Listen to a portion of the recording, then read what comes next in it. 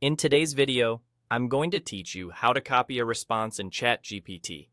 By the end, you'll know the quickest, most reliable way to grab exactly what you need from a reply and use it anywhere else without losing your place or formatting. Start by going to the specific response you want to copy. In a long conversation, it can be helpful to skim the left edge of the chat to spot the message bubble you're after, then center it on your screen so you can clearly see its entire content. This keeps you focused on that one reply and avoids accidentally copying the wrong section. Once you've located the right response, scroll all the way down to the bottom of that message. Right beneath the text, you'll see a small row of options. This is where the quick actions live for that specific reply.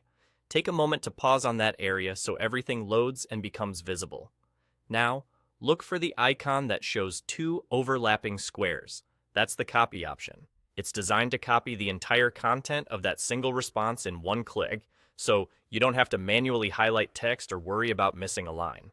If you hover your mouse over it, you may see a little tooltip that says Copy, confirming you've got the right button. Go ahead and click the overlapping squares icon. You should see a brief confirmation, like a small pop-up, saying the text has been copied to your clipboard. This means the entire response is ready to go and has been captured exactly as it appears, including line breaks and code blocks when they're present. You can now paste it wherever you need. Drop it into a document, a note, an email, or a code editor, any place that accepts text input. On most computers, you can paste using the standard keyboard shortcut or by right-clicking and selecting Paste.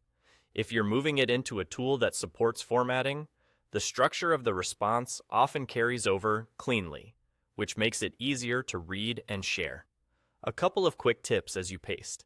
If you're adding the text to a shared space, double-check that it doesn't include anything you don't want to distribute.